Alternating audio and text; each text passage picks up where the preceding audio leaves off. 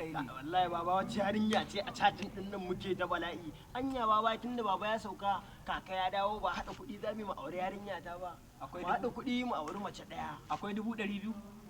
Hannuna? In kana da 200,000 mu haɗa kuɗi mu auri mace ɗaya ina gaya ma. Ai ma da za a yi kawai. Kuma wallahi shawara ce. Ma da za a yi tunda ba kuɗi. Kaga in ka yi ni sai in kwana. Kana yi ni sai daga kwana gidan. Mu samu mai wancan gidan mu bashi. Allah jira mana ya kake haka. Ya za mu haɗa kuɗi mu aure mu haɗa mu aure kuma ka gaya min wai in wani kai ka kwana hauka ake yi. To tunda ka wani kai ma ba gidan ku bane in ba gidan ku bane zaka zo min gida ne? A sai dai in ban ma ita in ban da kare na mun haɗawa kuɗin mu. Ai a kakara in baka waya ta shikenan ai bala. Daga baya da an yi kakara sai in baka waya ta sai ai bala. Ai wallahi ina in dai zan cire 200,000 mu haɗa. Ni bari ma an gaya mata ta gaya babansa mu biyu za mu haɗa kuɗi mu aure ta. Za mu tura. Kai kawai tsofaffin nan waya aka yi ne su ba su waye ba suna iya cewa haramun ne ba.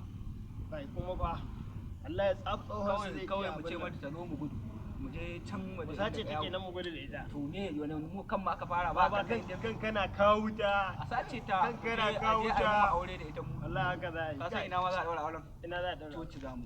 Ka san coci ba ruwan su daban da ruwan su.